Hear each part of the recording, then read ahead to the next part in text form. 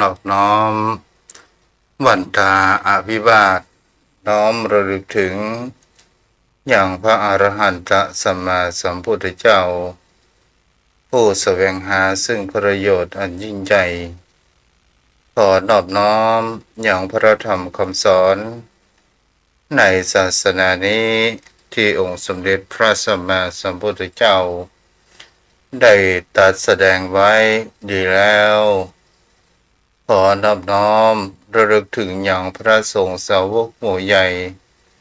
ผู้มีทิฏฐิอันหมดจดระงดงาม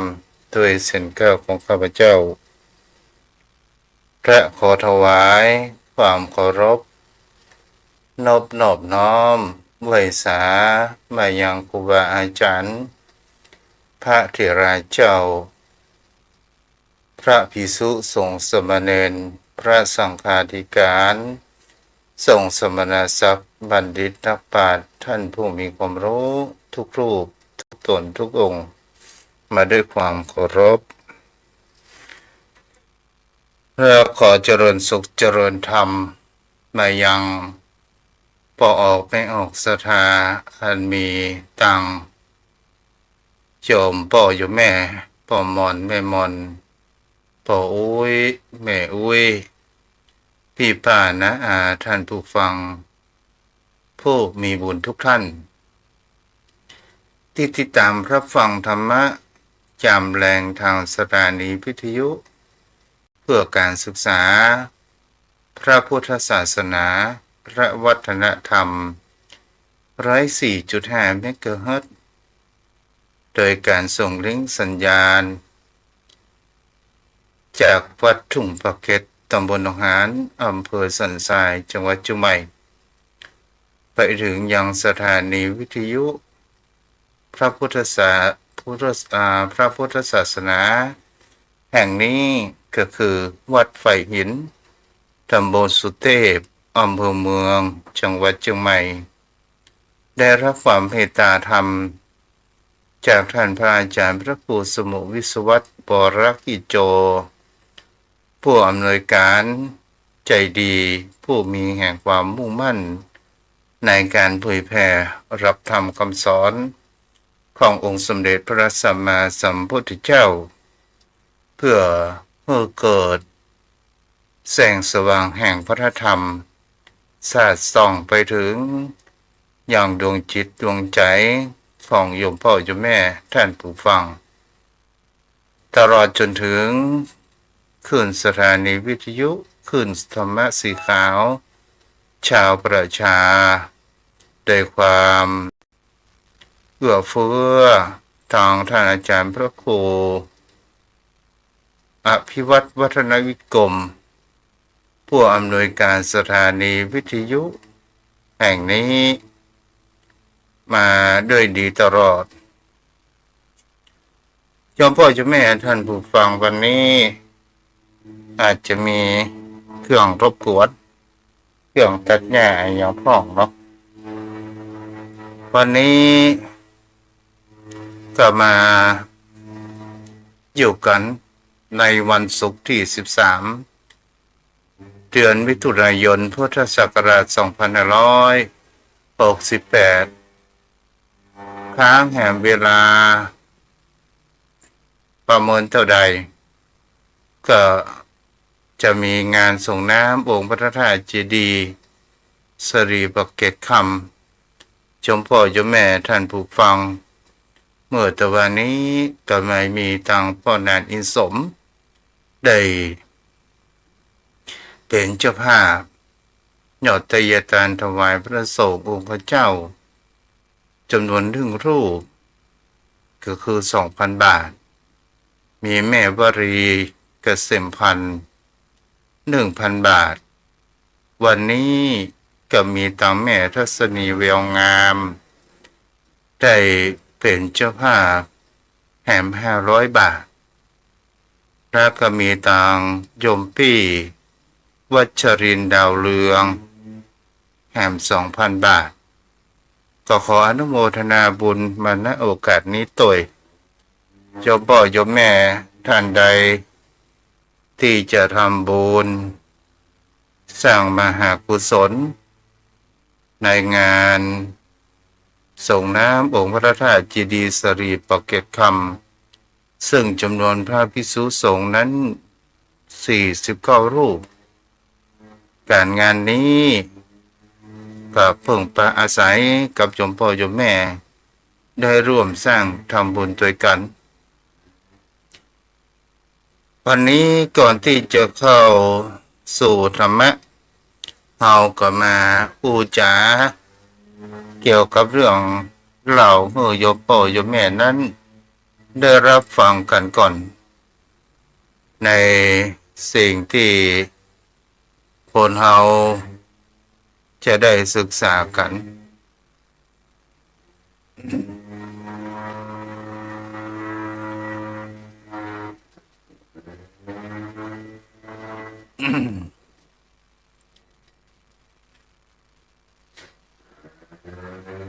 เอาละเนาะ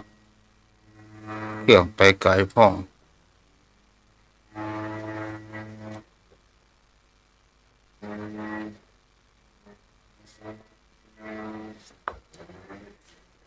วันนี้จะมีเรื่องเล่าให้โยมพ่อโยมแม่นั้นได้รับฟังกันก็บอกให้ไอ้หลงว่าทุลงออกวิทยุออกเสียงเครื่องมันเข้า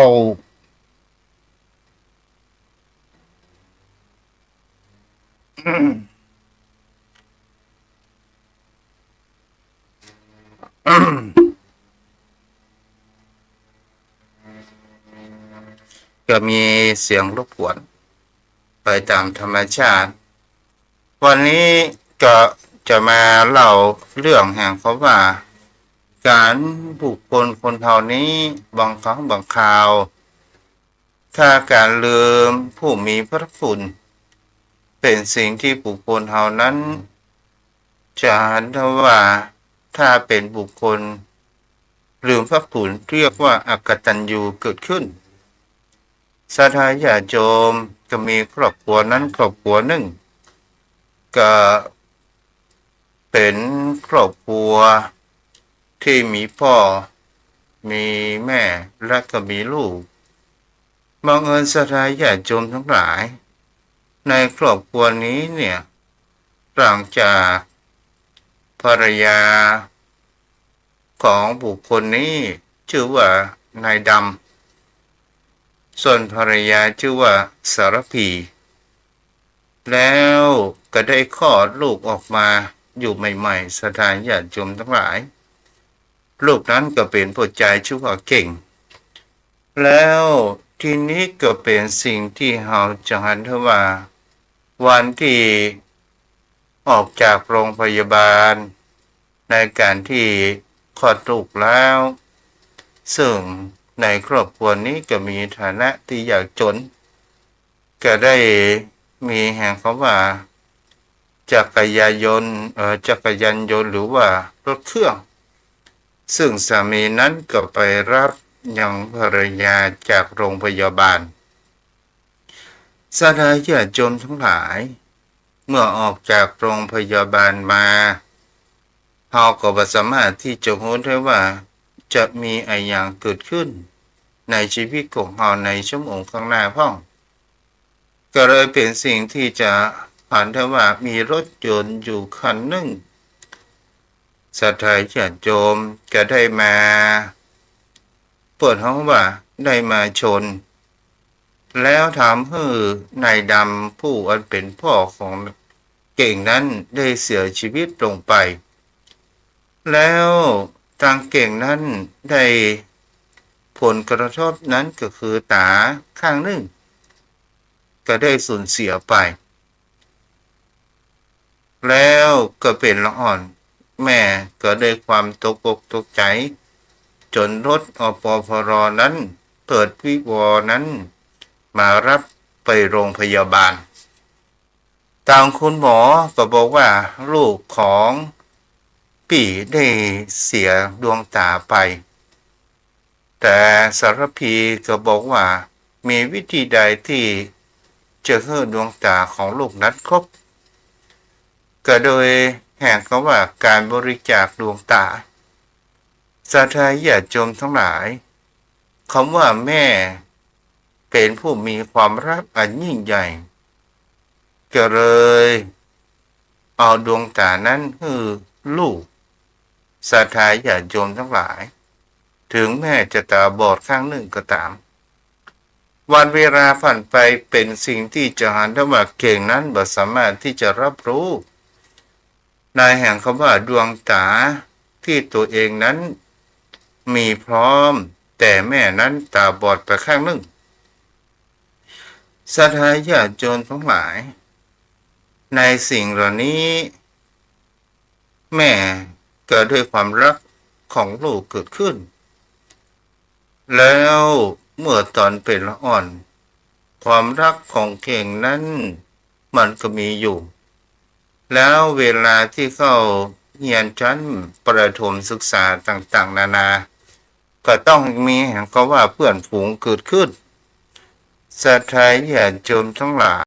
วันเวลาผ่านไปไวเหมือนโกหกเก่งนี้ก็มีเพื่อนฝูงอยู่มากมายแต่ไปอยากจะเปิดเผยว่าแม่ตัวเองนั้นเป็นคนพิการสายตาก็เลยเป็นสิ่งที่จะหันได้ว่าแม่พยายามที่จะไปส่งเก่งนั้นไปโรงเรียนแต่เก่งปัดความว่าแม่เป็นต้องไปส่งเมื่อเจริญเติบโตเกิดขึ้นจนถึงจบประถมศึกษาไปแล้วก็ต้องต่อมัธยมเมื่อเรียนจบมัธยมไปเก่งก็ยังปัดข้อแห่งความปมเปิ้นเขาว่าปมด้อยไปอยากจะให้แม่นั้นมาที่โรงเรียนกลัวเพื่อนนั้นจะล้อเลียนเกิดขึ้นวันเวลาผ่านไปศรัทธาญาติโยมทั้งหลายแม่กับบ่เคยที่จะเข้าใจลูกแต่ลูกนั้นพยายามจะปัดแห่งความปมด้อยของตัวเองนั้นออกไปวันเวลาผ่านไปศรัทธาญาติโยมทั้งหลายเมื่อเรียนจบมัธยมก็ต้องต่อปริญญาเมื่อต่อปริญญาแล้วก็จะต้องไปอยู่หอพักต่างๆนานาเกิดขึ้นแต่เก่งนั้นก็ยังไม่ยอมรับในความที่ว่าตัวเองมีปมด้อยบังเอิญโรคแห่งความคิดถึงของลูกศรัทธาญาติโยมทั้งหลายมันก็มีแห่งคำว่ากึศเติงหาลูกลูกนั้นก็คือแก้วตาและดวงใจของแม่เมื่อไปหาที่มหาวิทยาลัยแล้วเก่งนั้นก็หันแม่นั้นเดินมาแล้วเพื่อนนั้นก็ถามว่านี่คือแม่ของเธอหรือไม่เก่งนั้นก็บอกว่าเป็นเจ้าแม่ของตัวเองศรัทธาญาติโยมทั้งหลายสารพีผู้อันเป็นแม่นั้นก็มีหันว่าลูกก็คงจะมีความละอายนั้นเกิดขึ้นแล้วทีนี้เนี่ยศรัทธาญาติโยมทั้งหลายแม่ซึ่งเป็นคนต่างจังหวัดแล้วลูกเรียนโรงเรียนเรียนหนังสืออยู่มหาวิทยาลัยในเมืองแล้วก็เป็นที่เฮาก็ต้องสังเกตว่าคนเฮานั้นเมื่อปีกแก้ขาแข็งแล้วบางครั้งบางคราวก็มีความหลงเพื่อนลืมผู้มีพระคุณเกิดขึ้นแม่นั้นก็ด้วยความคิดถึงได้สืบเสาะแสวงหาว่าลูกนั้นพักอยู่หอที่ใดก็ตามแม่นั้นก็เดินไปบังเอิญก็ไปปะหอแห่งหนึ่งหูว่าลูกนั้นอยู่ที่ห้องพักหอพักเลขที่18แม่นั้นก็ไปเคาะประตูก๊อกก๊อกก๊อกก๊อกก๊อกลูกเก้ยลูกเก่งเฮ้ยเก่งนั้นก็เปิดมาประตูมาศรัทธาญาติโยมทั้งหลายแม่ก็มีความดีใจว่าลูกนั้นจะเข้ามาปลอบประโลมเกิดขึ้นทันไหนได้เก่งนั้นก็บอกว่าไปอีตาเดียว มึงออกไปมึงไม่ใช่แม่กูไปออกไปด้วยความเป็นแม่นั้นมีความทรมานแห่งจิตใจเกิดขึ้นอยู่มากมายศรัทธาญาติโยมทั้งหลายนี่เราจะเห็นได้ว่าคนเฮานี้เนี่ยเลี้ยงกายเลี้ยงได้เลี้ยงจิตเลี้ยงใจให้รู้ผลนั้นยากแล้วเป็นสิ่งที่จะเห็นได้ว่าเก่งนั้นไร้ผู้มีพระคุณมวลหมู่มวลหมาแต่อย่างน้อยหนึ่งศรัทธาญาติโยมทั้งหลายทีนี้เก่งเพื่อนฝูงนั้นก็บอกว่านั่นแม่คิงนะคิงบ่มีความสำนึกกะต่างๆนานาเกิดขึ้นศรัทธาญาติโยมทั้งหลายบังเอิญก็เป็นสิ่งที่จะเห็นได้ว่าเก่งก็เริ่มมีที่จะมีสติจะโลดไปหาผู้มีพระคุณที่กำลังกลับบ้านอยู่ศรัทธาญาติโยมทั้งหลายบังเอิญแม่เดินไปบ้านซึ่งเป็นป่าระเมาะทางเปี่ยวมันก็มีงูแล้วเขี้ยวขออสรพิษนั้นเกิดขึ้นเมื่ออสรพิษคบแม่นั้นเก่งนั้นก็รวดมาแล้วก็ได้เห็นว่าผู้มีพระคุณนั้นจะหมดลมหายใจเพราะว่าอสรพิษนั้นเกิดขึ้นเมื่อมีความรู้สึกในตอนนี้แล้วมันก็มามีประโยชน์เกิดขึ้นใดๆแล้วเก่งก็ได้มีการร้องไห้สำควรว่าแม่ผมขอโทษแม่ผมขอโทษต่างๆนานาจนเพื่อนของแม่นั้นมาปะใส่แล้วก็บ่สามารถที่จะช่วยเหลือนั้นได้เพื่อนรักของแม่นั้นก็มีการร้องไห้ต่างๆนานาก็ได้เล่าเหตุการณ์ว่าเมื่อเธอเป็นละอ่อนแม่นี้เป็นผู้ที่มีความเสียสละมากที่ผ่านว่าดวงตาของแม่บอดไปข้างหนึ่งนั้นก็เพราะว่าแม่ได้เรียกพวกดวงตาของตัวเองนั้นเมื่อลูกนั้นได้หักแต่ตัวเองเป็นผู้ยอมเสียสละเธอมาสำนึกพระคุณตอนนี้ก็ถือว่าเกือบสายไปเสียแล้วแต่แม่นั้นก็เกิดมีแห่งคำว่าอาภัยตอนใกล้ที่จะหมดลมหายใจนี่แหละศรัทธาญาติโยมเป็นสิ่งที่บุคคลเหล่านั้นก็ลองเก็บพิจารณากันไปโดยในเรื่องแห่งว่าลูกอกตัญญูบางครั้งบางคราวไอ้อย่างเล่าที่มันหลงถ้าเมื่อเราหลงลืมผู้มีพระคุณในเรื่องนี้เราก็จะเห็นแล้วว่าเขาบางอย่างจะอายเพื่อนกลัวเพื่อนล้อเลียนความจริงมันก็คือความจริงความจริงก็คือว่าแม่ผู้บังเกิดเกล้าของตัวเองในเรื่องนี้ก็ลองเอาไปเก็บคิดพิจารณากันไปว่าบางครั้งบางคราวพ่อแม่นั้นก็เป็นผู้มีความเสียสละสูงมาก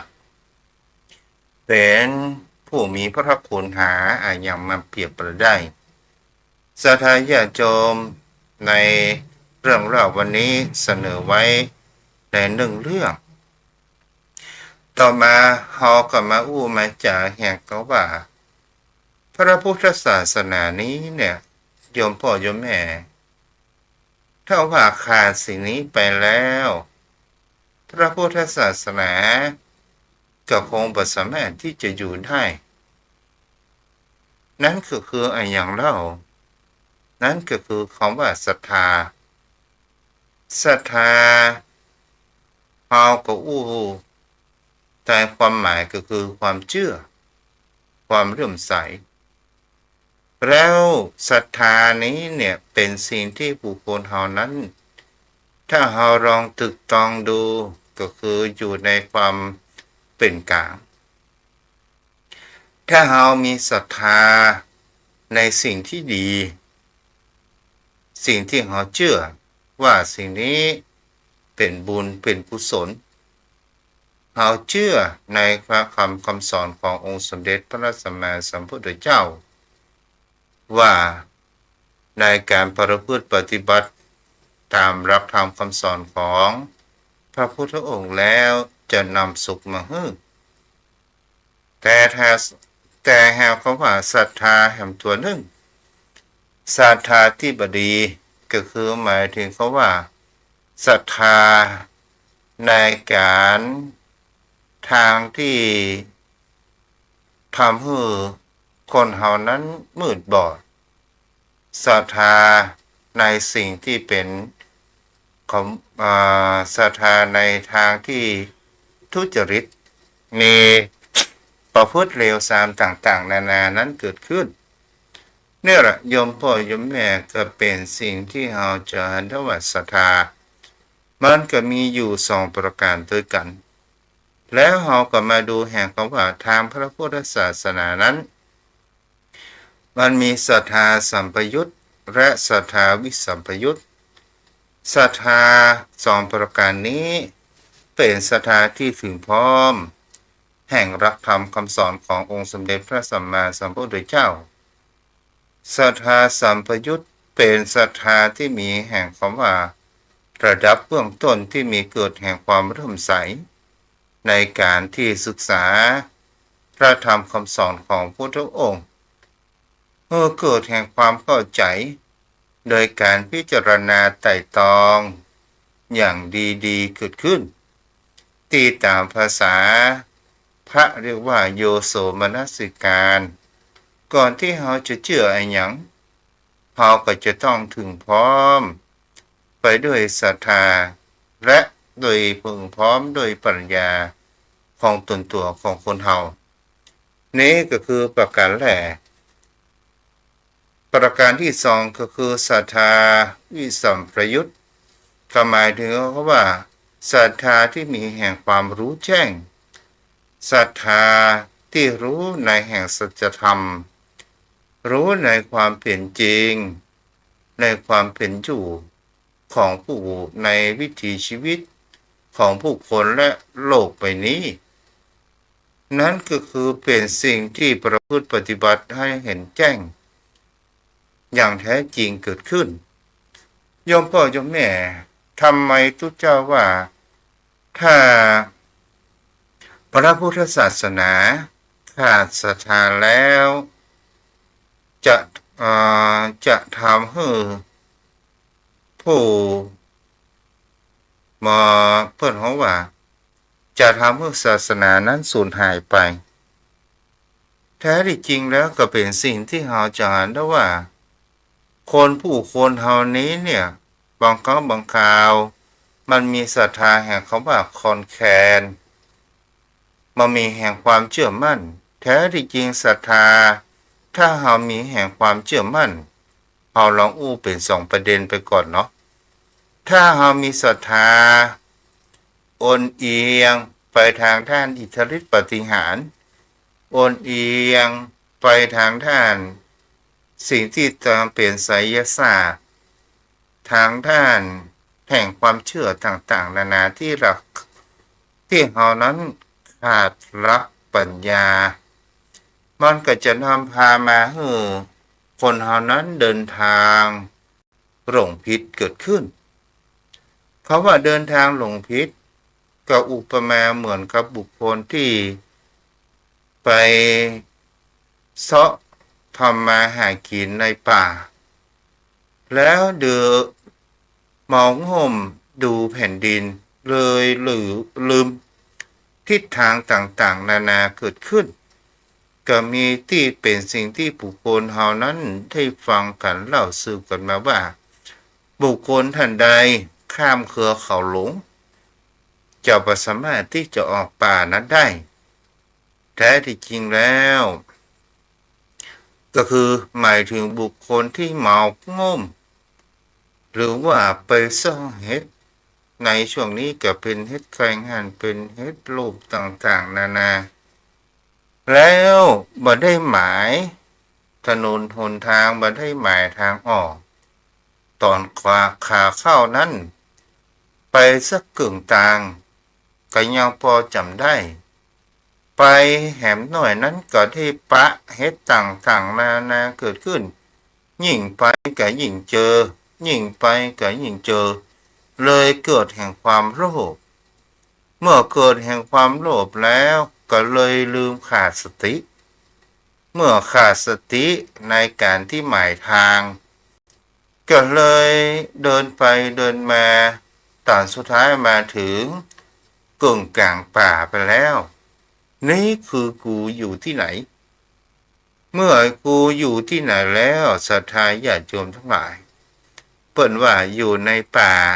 ห้ามเอิ้นกันเพราะว่าผีป่านั้น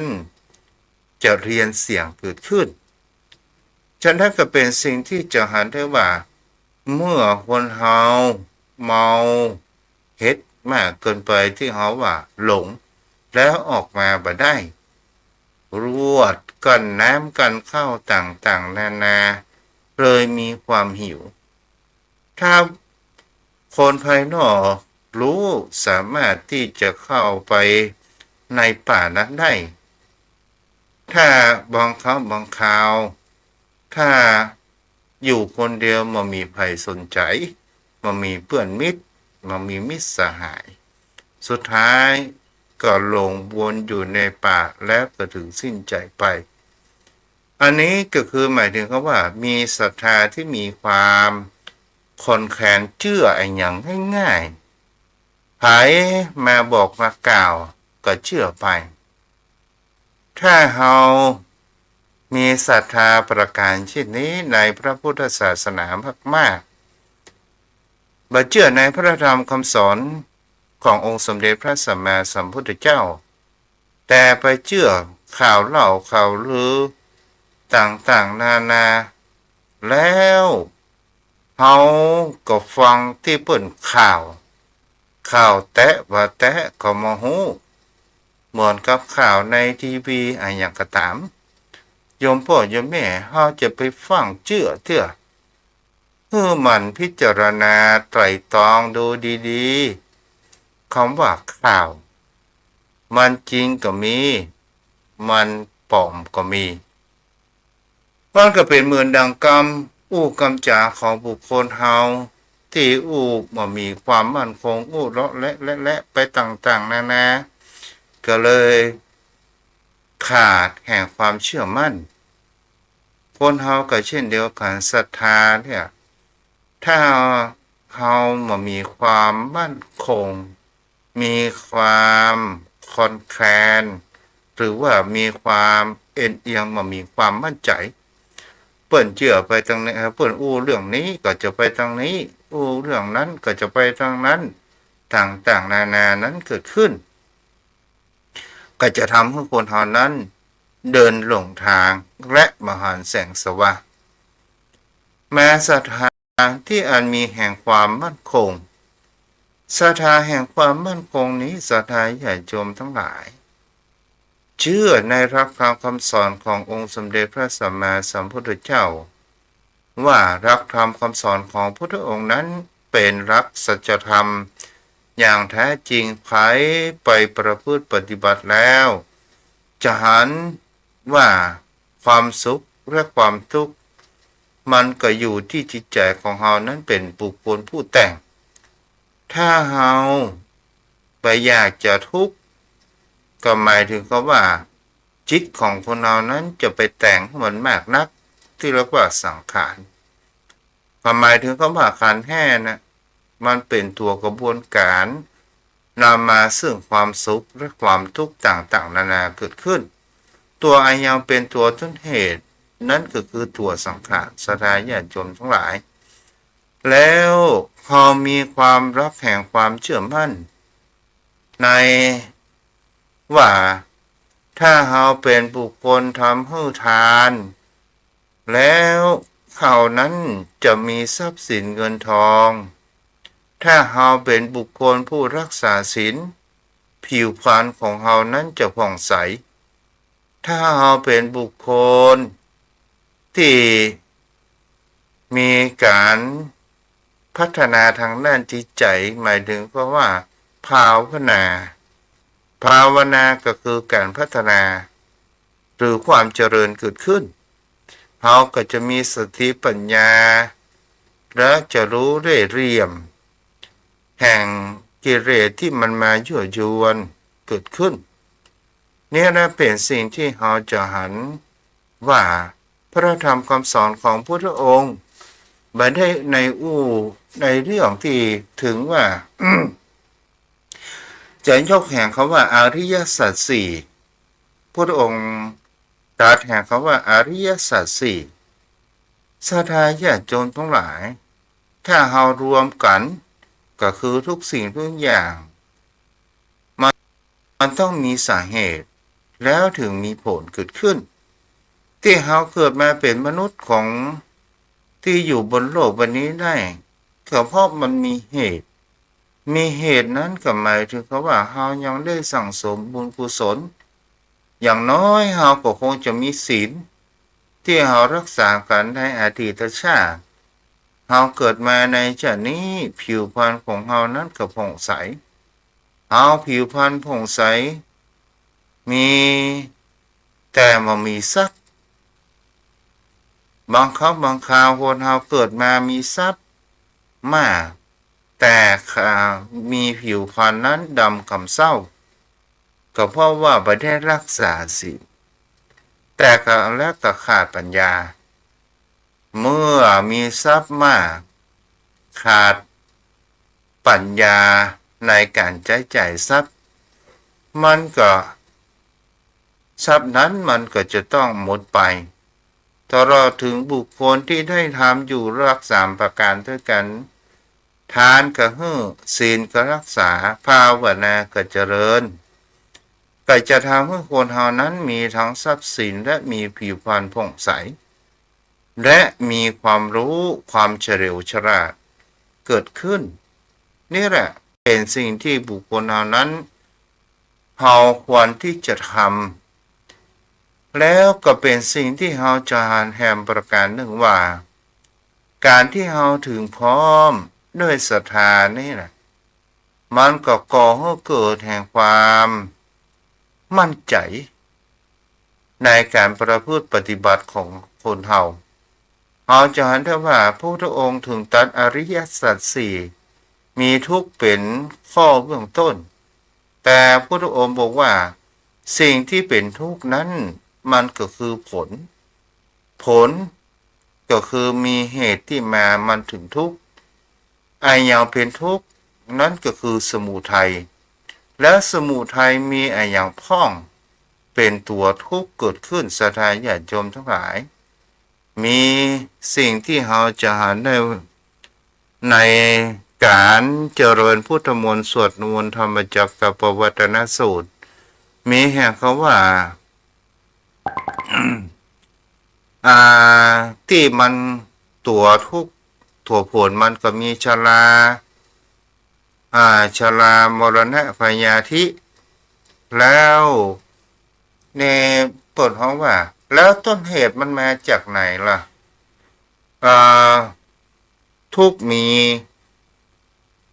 ชรามรณะพยาธิมรณะโศกะปริเทวะโทมนัสก็ถ้าเป็นภาษาไทยก็ว่ามี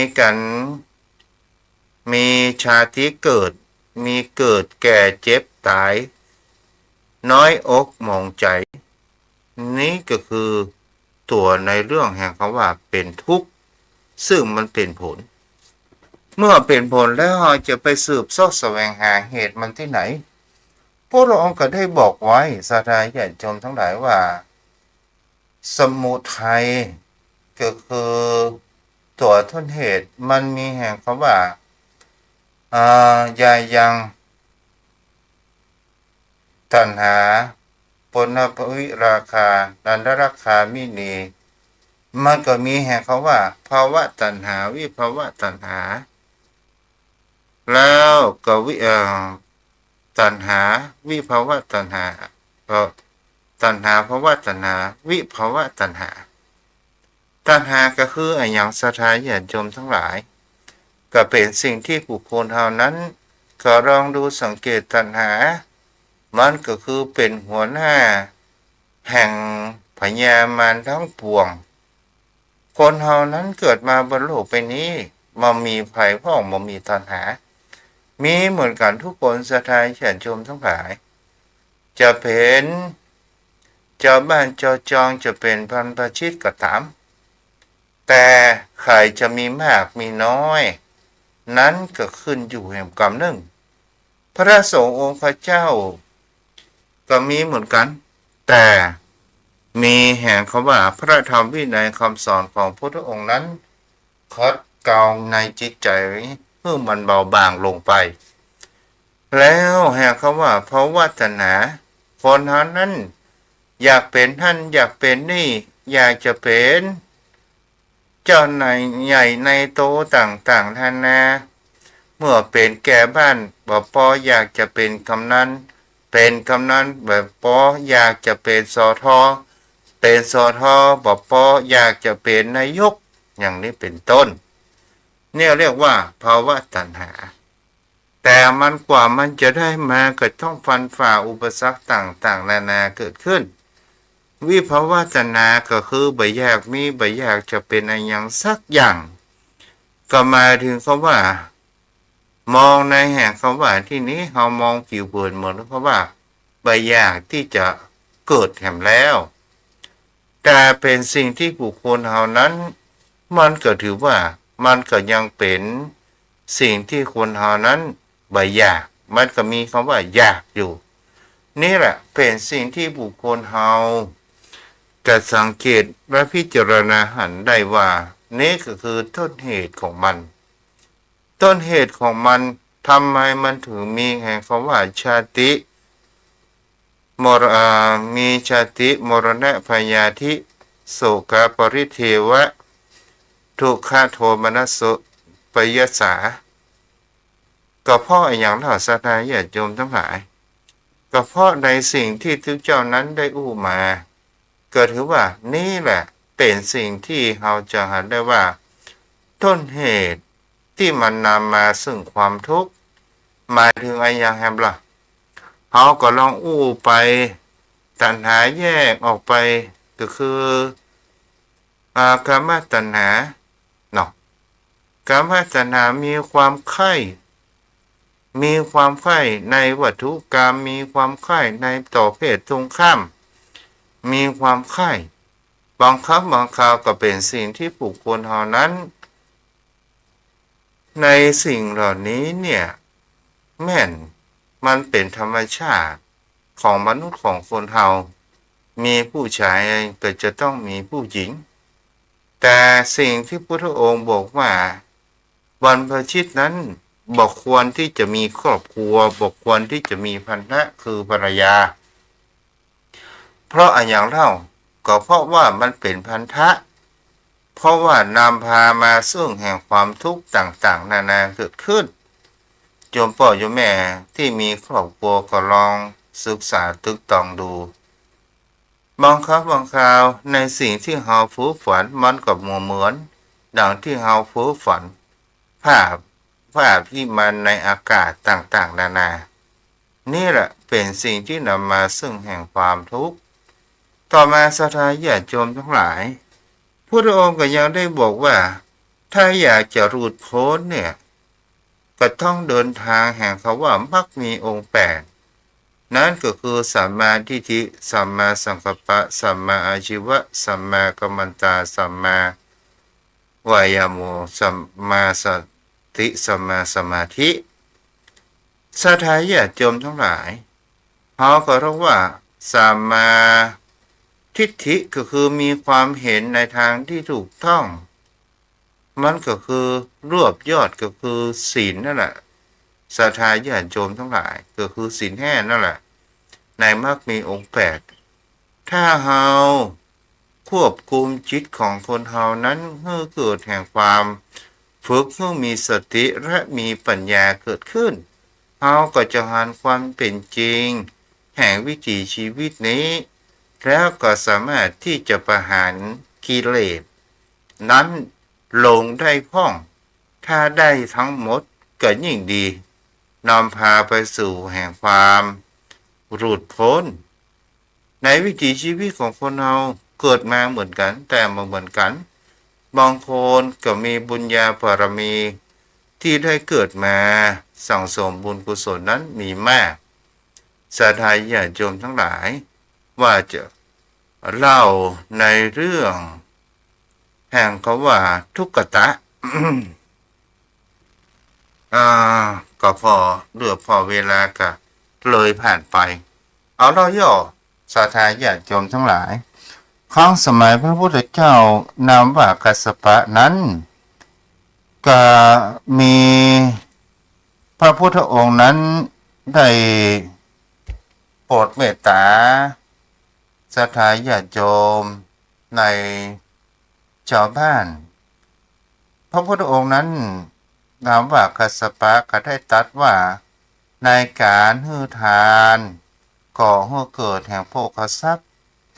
ในการชักชวนบุคคลอื่นโดยเราจะได้ทั้งโภคทรัพย์และบริวารทรัพย์เกิดขึ้นทีนี้เนี่ยก็มีบุคคลผู้มีเป็นบัณฑิตบุคคลผู้มีความฉลาดนั้นคนหนึ่งก็อยากจะมีทรัพย์สินเงินทองก็เลยว่าจากนี้เราเกิดมามีฐานะพอให้พอดีพอมีพอกินเราจะนิมนต์ยอมพระสงฆ์สาวกของพระพุทธองค์ไปฉันในบ้านจำนวน500 รูปแล้วก็มาเป่าประกาศชาวบ้านชาวจองว่าใครอยากจะสร้างบุญสร้างกุศลพ่องใคร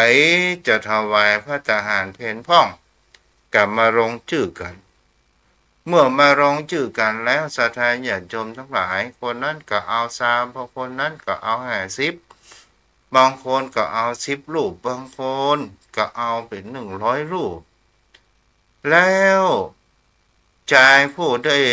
เป่าประกาศนั้นก็ไปหันทุกขตะคนหนึ่งถามว่าทุกขตะจะเอานิมนต์พระสงฆ์สักกี่รูปดีมาฉันในบ้านทุกขตะนั้นก็บอกกับผู้นำข่าวสารก็ได้ว่ากรรมฐานแกเฮากับทุกกันอย่างเฮาเสาะทำมาหากินขาเจ้ากินข้ามเนี่ยบางวันเฮาก็ได้กินบางวันเฮาก็ไม่ได้กินเนี่ยชายผู้เป็นบัณฑิตนั้นก็ได้บอกว่าก็เพราะอย่างเอี้ยกายิ่งบอกคือกินคือตานจัดนี้คือตัวด้วยมีความว่าตุกเนี่ยแล้วก็เป็นสิ่งที่จะอ่านได้ว่าทุกขตะก็ได้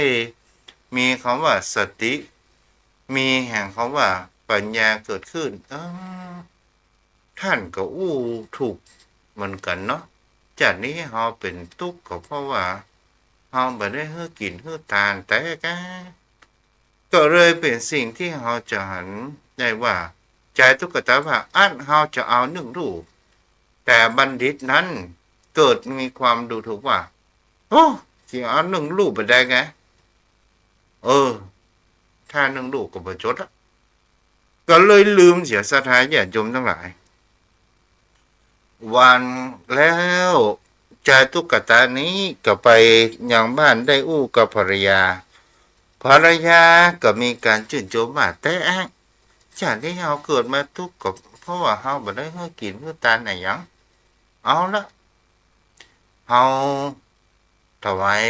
พระทหารเพลทุกเจ้าสักรูปเนาะศรัทธาญาติโยมทั้งหลายองค์สมเด็จพระสัมมาสัมพุทธเจ้านามว่ากัสสปะนั้นก็ได้นั่งตรวจดูว่าจะไปโปรดเมตตากับเจ้าบ้านคนใดหันใจทุกขตะว่าแกจะถวายพระ1 รูปไปรับจ้างเศรษฐีก็ว่าวันนี้ไอ้ยังแม่ขยันแต่เน่าศรัทธาญาติโยมทั้งหลายเศรษฐีนั้นก็เอา เข้าหู้ถึงสองเท่านั้นเป็นค่าจ้างส่วนภรรยานั้นทางแม่เศรษฐีก็ได้เอาเนยสดเนยข้นหันว่าเขาจะถวายเพลกับพระเจ้ากับทุกเจ้าสถานญาติโยมทั้งหลายทีนี้เนี่ยเจตนาอันนี้อันแรงแค่นี่แหละเป็นสิ่งที่จะเห็นได้ว่าบรรดุกระบวนศิลาอาจของท้าวสกะนั้นก็คือพญาอินทร์เกิดความแข็งกระด้างเกิดขึ้นสถานญาติโยมทั้งหลายพญาอินทร์ก็เล็งดูว่าที่ทางเขามันแข็งกระด้างมันมีความอ่อนนุ่มวันนี้เขาจะได้ไปพอ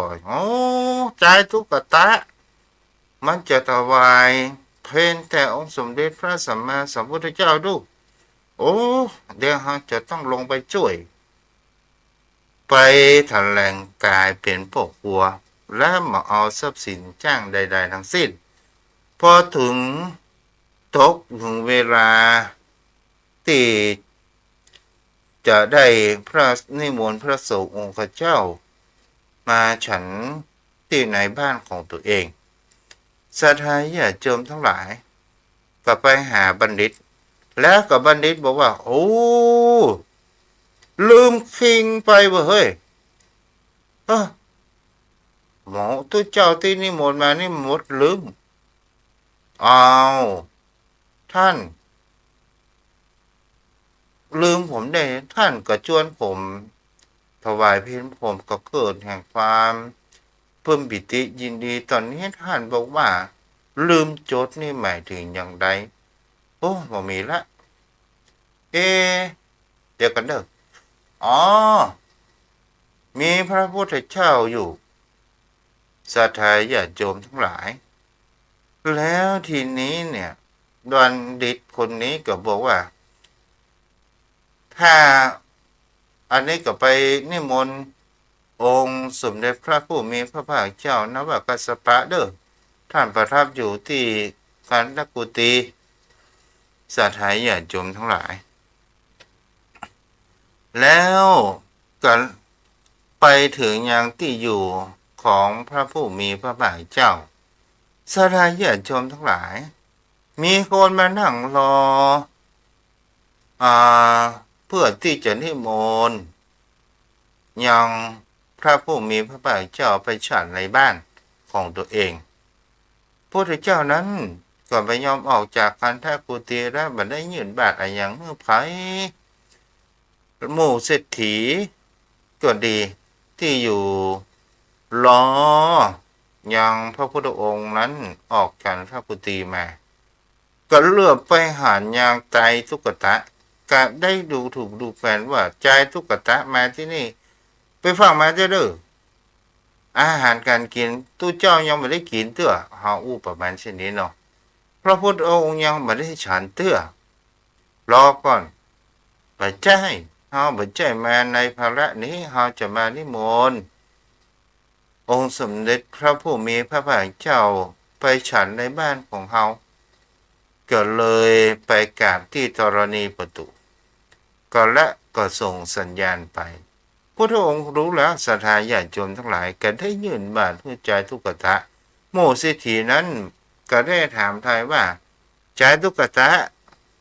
มีปัญญาเลี้ยงพระพุทธองค์วะบัดเดี๋ยวนี้เขาจะฮื้อแสนกหาปณะในการที่นิโมเอาบาตรมาคือเขาใจทุกตะว่าเขามีศรัทธามีความเชื่อมั่นมีความหนักแน่นถึงเขาจะทุกข์อย่างไรก็ตามเขาเงินทองมามีค่าสำหรับเขาศรัทธาญาติโยมทั้งหลายพุทธองค์นั้นก็ไปฉันในบ้านของใจทุกตะท้าวสักกะนั้นก็ได้ถามว่าตูบของใจทุกตะนั้นมันต่ำเกินไปท้าวสักกะนั้นก็ได้พน้องว่าเนรมิตแผ่นดินนั้นมันต่ำลงไปพระองค์นั้นก็ไปฉันในบ้านวันเวลาผ่านไปถึงกระที่ใจทุกตะนี้ถึงแก่กรรมแล้วก็มาเกิด ไปเกิดในเทวโลกก่อนแล้วก็มีบุญญาธิการได้กลับมาเกิดอยู่ในของพุทธกาลของพระพุทธโคดมสาธาญาติโยมทั้งหลายเกิดอยู่ในธิดาของบุคคลผู้อุปถัมภ์อุปถากอย่างพระสารีบุตรเนาะคนของว่ามัตตลิบพระสารีบุตรแล้วก็เป็นละอ่อนนั้นกับมาเป็นได้บวชเป็นเนนมีพระสารีบุตรเป็นพระอุปชานั่นก็คือบัณฑิตสามเณรนี่เองเอาละโยมพ่อโยมแม่วันนี้ไปมวนไปไอจะโทรศัพท์แต่ว่าก็ไม่ได้กับพ่อหนานเนาะวันนี้กับพ่อหนานสักคำ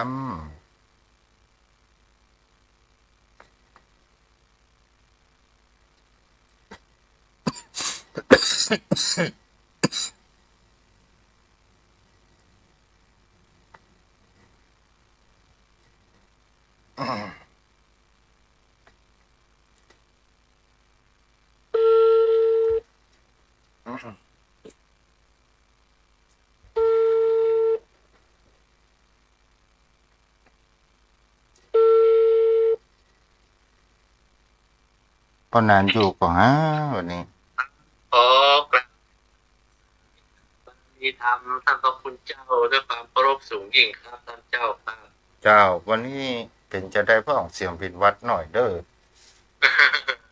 มันน้ำฟ้าน้ำฝนเนาะเป็นธรรมชาตินั้นท่านพระคุณเจ้าได้มีชัดเจนด้วยก็ได้ฟังนิทานธรรมคติสอนอกสอนใจเป็นอุทาหรณ์แล้วก็ธรรมะที่ท่านเจ้าได้ใส่สาธกยกมาแสดงมีทั้งนิทานธรรมบทโดยท่านพระคุณเจ้ามีเรื่องอะไรอย่างเสริมพ่องวันนี้ก็เป็นธรรมะของชาวพุทธของเราเพิ่งจะมีไว้นะครับมีความศรัทธาเป็นเบื้องต้นก็คือประกอบด้วยปัญญาคือมันเสมอกันอย่าเกินไปกว่าศรัทธาก็จะทำให้มันบรรลุได้จ้ารู้ได้จ้าเพราะมันเกินนับไปคือมันเสมอกันคือมีศรัทธาคือมีปัญญาเสมอกันแล้วเราก็สามารถบรรลุได้บวยรู้ได้บวยแล้วก็บ่มีความลังเลสงสัยนะครับท่านเจ้าครับแต่ว่าพ่อหนาติดธุระแค่แต่ว่าตีโทรไปหาท่านเจ้าว่าเขามาพอดีก็เลยมันนับเมืองเนาะมันเผลิดไปทีแรกว่า4 โมงเนี่ยนั่งไหนรอเนี่ยก็ได้พอ5 โมงมาครับกำลังฟังท่านพระพุทธเจ้าได้น้อยเดียวมาครับก็เลยกดพอดีท่านเจ้ากำลังตั้งหัวข้อธรรมนะครับผมก็ไปปิกมาไม่ได้ฟังอย่างไรท่านพระพุทธเจ้าเนาะเอาวันนี้แบ่งเวลาให้พ่อหนาน2 นาทีเด้อครับก็ที่เก้ากับผมได้ธรรมสักกชาโสทนาครับท่านเจ้าก็เป็นคือได้มีความศรัทธาเป็นที่ตั้งก่อนเพราะว่าการจะเข้าสู่ในหมวดธรรมของคำสอนองค์สมเด็จพระสัมมาสัมพุทธเจ้าถ้าเรามีความศรัทธาเป็นที่ตั้งแล้วจิตใจเราก็เบิกบานเพราะว่ามันมีความตั้งใจศรัทธากับความเชื่อมั่นภาษาท่าของความเลื่อมใสเราบอกเกิดศรัทธาแบบมีความเชื่อมั่นมีความเลื่อมใสเพราะว่าสิ่งใดก็ตามแล้วใจเราจะแบบบายละใจเราก็ตั้งมั่นแล้วก็ผมก็ว่าทำที่ทุกสิ่งทุกอย่างที่เราจะเข้าถึงมีศรัทธาเป็นเบื้องต้นนะครับท่านพระพุทธเจ้าครับขอกราบแทบใต้เวสาในเมตตาธรรมท่านเจ้านะครับได้นั่งทำคำสอนได้คติอุทาหรณ์ในนิทานทำหลายเรื่องหลายอย่างนะครับนำมาใช้นำมาประพฤติปฏิบัติได้โดยเฉพาะอย่างยิ่งว่าความกตัญญูกตเวทิตาก็พึงมีแก่ ทุกคนนะครับมันเป็นนิมิตหรือเครื่องหมายของคนดีอาคาถาจารย์เพิ่นได้รจนาได้กล่าวไว้เช่นนั้นขอไหว้สาขอพระคุณและเมตตาธรรมด้วยความเคารพสูงยิ่งท่านญาติธรรมทุกท่านเอาก็ได้ศึกษาธรรมะปฏิการนะครับตามเวลาที่เราสมควรเพราะว่าเราก็มันต้องมีหน้าที่การงานในการประกอบสัมมาอาชีพนะครับเอาไม่ได้ฟังไม่เจ้าก็ฟังไม่ตอนเพราะพุทธซึ่งมีตลอดนะครับถึงไม่ค่ำยามคืนก็มีก็จะไปละเนิ่นคำสอนพุทธเจ้านะครับมีไว้กับตนกับตัวแล้วก็พึงนำมาปฏิบัติตามสมควรแก่สติกำลังของเรานะครับก็ขอบพระคุณครับสวัสดีครับ บุญรักษาได้ปะหลาน ไหว้สาครับท่านพระคุณเจ้า เป็นเจ้าภาพสังฆทานทุกเจ้าสักตนเด้อ ท่านเจ้ามีวันที่20แต่ก่อนเดี๋ยวก่อนเมื่อกี้ว่า23นี่ก็ว่า25 23แม่คืน24แม่คืนแล้วก็25วันที่จริงก็คือวัน25เนาะ ครับถ้าก่อนเนี่ยจะมันละอ่อนมาตันเพราะยังมีที่เขาโมดมันมือคืออันบัญชีของเขามีที่ละอ่อนเขาโมด ดี ท่า ละ นเจ้า ดีละ ครับผมครับไหว้สาท่านเจ้านะครับ อ้าวใครจะโทรมาสักสายเนาะ0631639630063950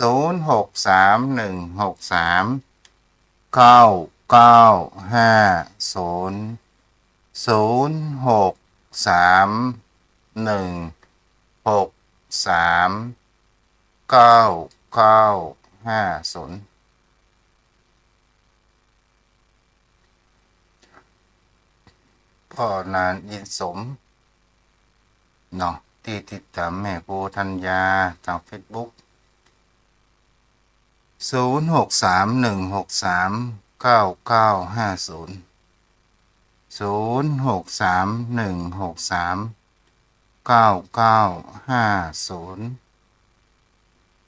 หมอมีพายโทรมาละเนาะเวลาหมดพอดีเด้ออยู่พ่ออยู่แม่พระฝันอาทิตย์ใหม่เนาะคุณสิพระจารย์รักษาอยู่